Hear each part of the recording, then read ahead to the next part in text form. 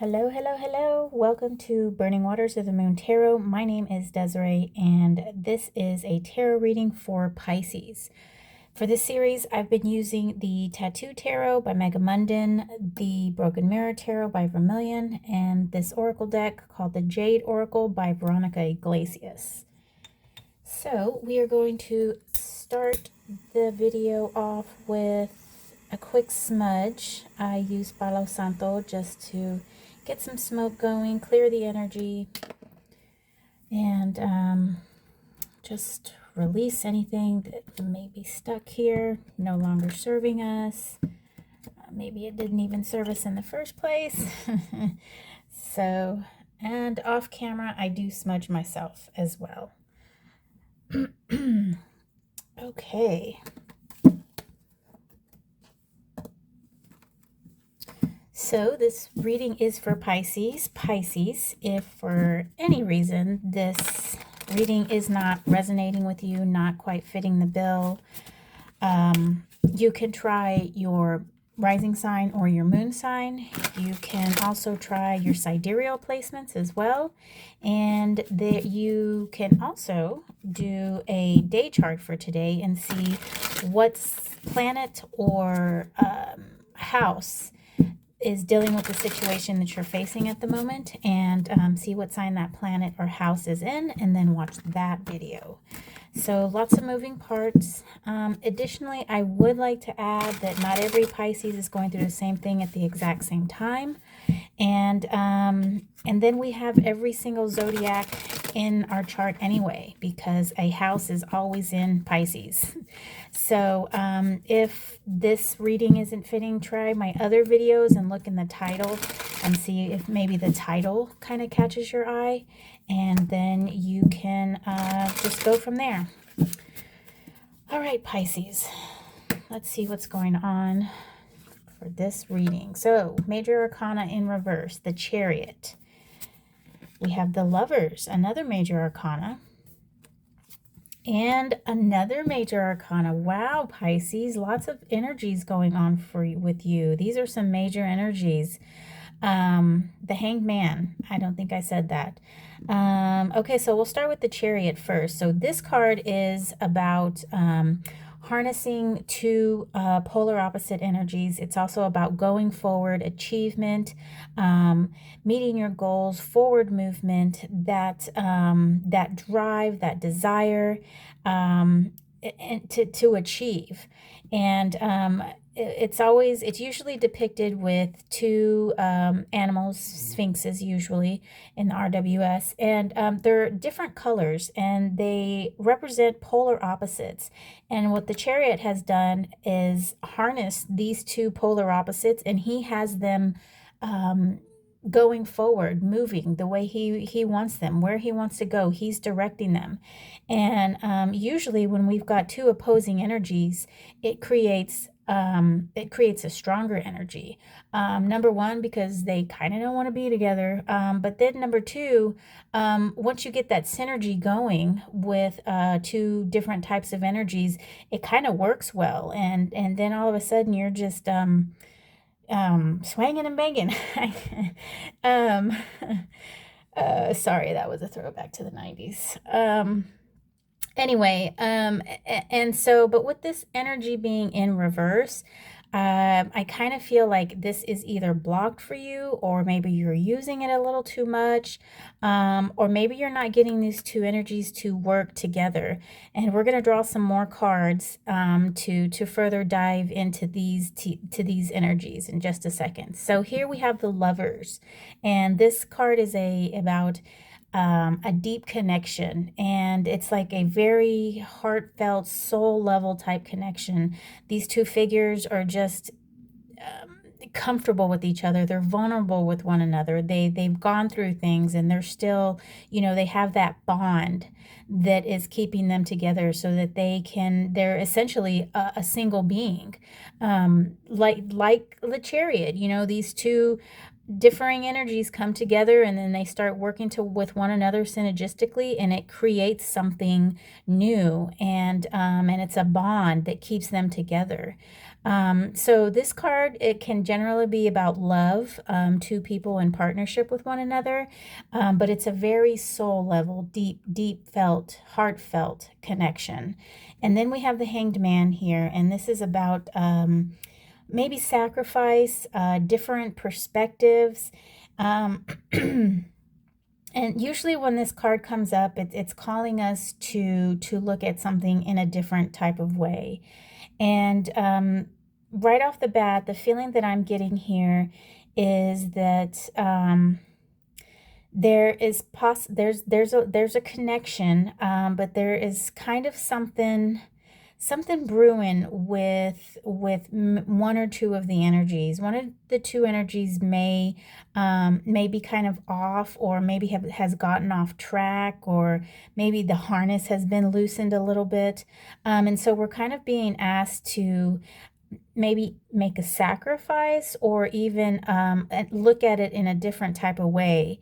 But overall, I feel like this Lover's card here in the center, I think that is the bond that is going to keep you guys going. So whatever it is, I don't feel like it's a bad thing. I don't feel like this card, has saying that it's stalled. So let's dive a little bit deeper into this, Pisces. And let's see. So this is a Cancer card, which is water. This is Gemini, which is air. And then we have the Hanged Man, which is also water. This card is given the planet Neptune. Neptune, yes. So, and that's water as well. So we've got some good waters in here. And one would think that this would be a water card, just because of the love, the emotion, the connection that's involved in it. But it's given the sign of Gemini, and which is why it's an air card. And let me split this deck. Now I can't exactly tell you why. Perhaps because there's two people.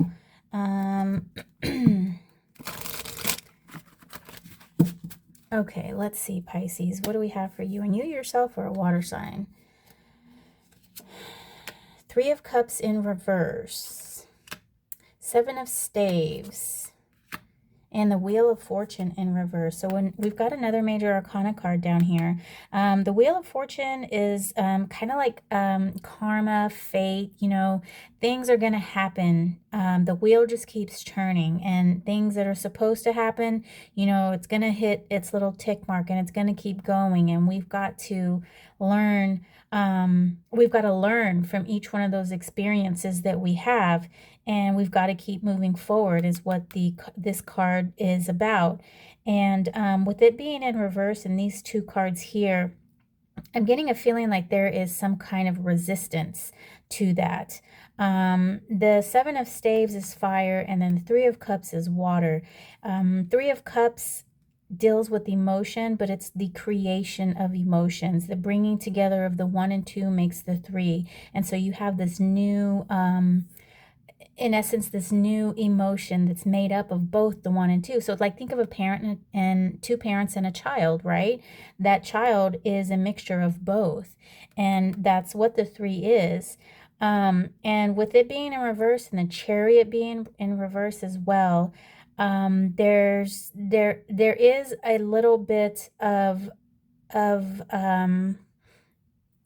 off kilter, I guess you could say. The 7, and with the 7 of Staves, the 7s are about perseverance, working hard, staying with it, and with it being in the fire, it's kind of has that defensive mentality. Being in the fire suit, it kind of has that defensive mentality, but I'm not getting defensive here. I'm just getting that there is lots of work being put into this. And again, with the Wheel of Fortune being in reverse, I get the feeling let's read on the lovers first before, I'm getting the picture here, but I don't quite have the full picture so that I can articulate it. So let's read on the lovers. Okay, we've got the World, another major arcana in reverse. The Hermit in reverse, major arcana as well. And then the Page of Swords. Okay, very interesting. Okay, so let me get a little drink of water here.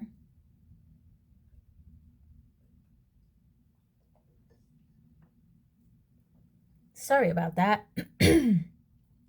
Okay, so the World is the ending of the, of, I guess, you know, people say the ending of the Fool's Journey. It's basically, it's really a cycle. So, you know, once you get to the World, you have gone through all of the steps, right? You've gone through everything that you needed to. You've gone through from being a little newbie, then you've gone through learning about making your world to how you want to make it, then you've gone through learning about karma, learning about yourself, and setting goals for yourself and reaching them, and perseverance. You've gone through all of that through the major arcana, and then you hit the World and you have all these experiences, and basically you're like this new being. Okay, you've been transformed, and the only step is to take that new being, that new self, and start a new journey. So then you start over again with the Fool, but you're changed. You're not that completely that complete noob. You're just a noob in a different situation. Okay, you still have all of that wisdom that you gained along the way. And so the World is just basically saying, now you can revel in your experiences and revel in your gifts. Then we have the Hermit here, and the Hermit is about introspection. It's about secluding yourself so that you can fully understand what's going on with yourself without outside influences. It's kind of a real deep dive into yourself and understanding who you are. And both of these cards are in reverse. The Hermit's number 9, the World's 21. And so in regards to the Lover's card, I do feel like there needs to be a little bit more introspection in regards to this connection here. You guys do, this connection has been through a lot. You guys are, you're ready to take that next, you're getting ready to take that next step. You're not quite ready yet with this World in reverse. But I do feel like there are just some issues that need to be addressed. And with the Wheel of Fortune, I'm feeling like maybe there are just some things that maybe were done to one another in the past, or something like that, something that needs to be addressed in the past that's still kind of coming up, maybe on a subconscious level, and it's kind of keeping you guys from moving to this next to the next plane. And with that, you're going to need to do some soul searching to find out exactly what that is. Is it something that you do that is that you're kind of unaware of, and your partner just isn't making it known to you, or vice versa? Are you not communicating with your partner? And with the Page of Swords here, this card is an air card about communication, and he is our youngest of the royal family. He's a little bit more inexperienced. So he's not well versed in perhaps expressing his feelings with words and bringing that out into the open, out into the air. And so that's why I'm saying that there might be a disconnect between you two, and it has to do with communication. And perhaps, like I said, there was something done to one another, each other, the other, and I think it needs to somehow be brought out into the air and spoken about. Oh no, that was stuck in there. Okay, and then let's see what this Hanged Man is about. All right, so we've got the Queen of Swords, air and water. Then we've got the Ten of Swords, air, and the Six of Swords. Okay, so very interesting. And I think that kind of follows up on what I just said about speaking on the past, speaking on your grievances. We've got lots of air here. The Ten of Swords, Six of Swords, and then the Queen of Swords. And you know, generally I think the Queen of Swords gets a bad rap. Supposedly she's like this cold woman, but when I think of queens, I feel like all queens are of water. And then they are, of course, part of their suit, which makes them partially their suit as well. So the queen is water of air, which means she is in contact, or she is aware of her feelings, and they do take part in how she handles things, how she views things, in her worldview. Okay, but because she is swords, perhaps the water aspect of her kind of takes a back seat, and maybe she can come off a little bit cold, and but the message that I'm getting here is to take a different perspective on what's going on. Like I said, communication is key, but there's got to be some communication with emotion involved. Communications about your emotions. When you did that to me, this made me, when you did that to me, the message I got about myself is, and that's a therapy technique, I guess you could call it. I learned that in therapy, to be able to express yourself, because no one makes you feel a certain way. You feel a certain way because of your experiences and because of your view on things. And so the way you feel can be completely different from what the person said or what the person meant. And that's where this communication comes into play. You see how there's a butterfly on here? You know, just a butterfly is transformative, and just talking things out, bringing them into the physical plane through the use of air is very transformative. It helps you to express those feelings that you're having inside.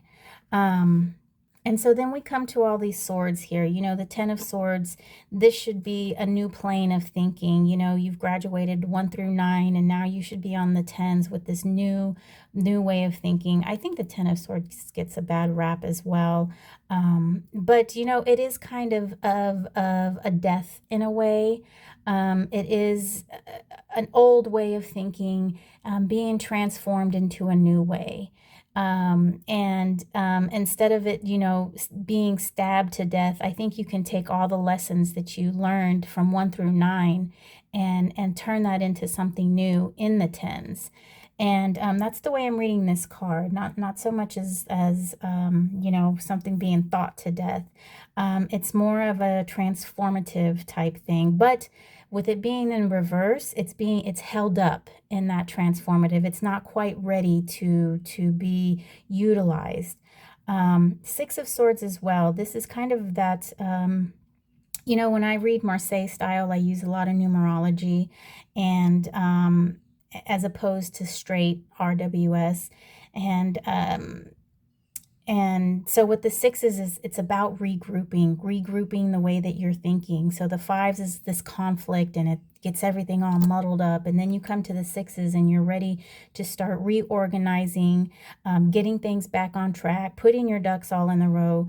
And with the swords, it has to do with the mind, right? And so with the conflict, once you start regrouping, I don't believe that when the conflict happened, I don't believe it was completely regrouped. Maybe there was a portion that wasn't addressed. Maybe there was a portion of it that was missed. And so I don't feel like your regroup is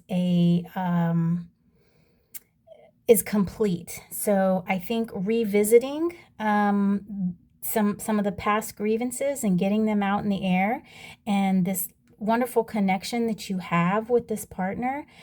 You two being able to accept what one another has to say, how the other feels. I believe that's going to express the vulnerability between you two, and that's going to make your connection a lot stronger. It's going to reharness and put you guys back on track. Okay, Pisces, that was a lot. That was intense too. What a wonderful read for you, Pisces. I love it.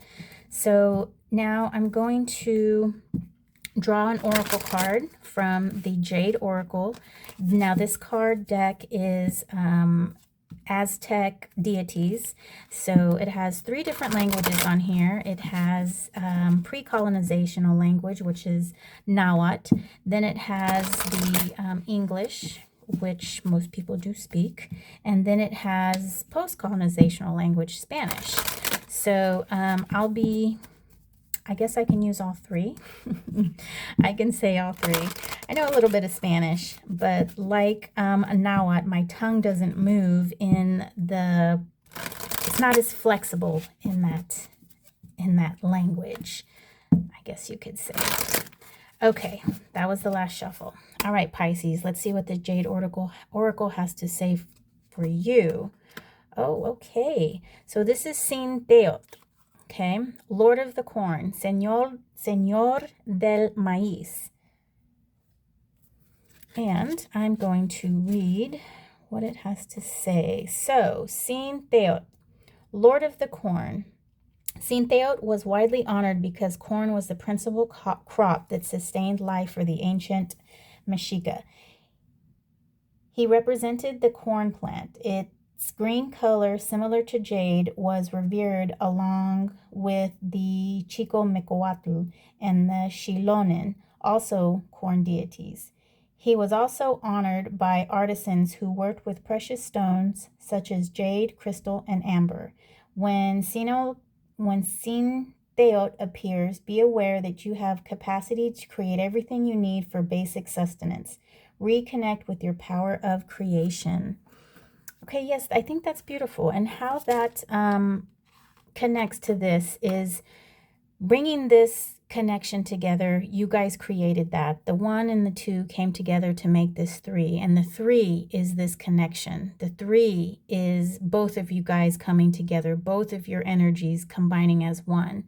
And so if you can remember that that this creation is yours, you can also help to correct anything that is not working as well as it should be. You can also use that creationary power that you two have to mend what is not working correctly. So use the mending power of air, use the mending power of communication so that you guys can get this back on track. Okay, Pisces, thank you so much for your time. I certainly appreciate it. If you enjoyed the video, give me a thumbs up. What else? You can subscribe if you'd like to see more videos. And oh, my favorite would be leaving a comment. I love to interact and get some feedback from you guys. So I hope to see you next video. Take care. Bye-bye.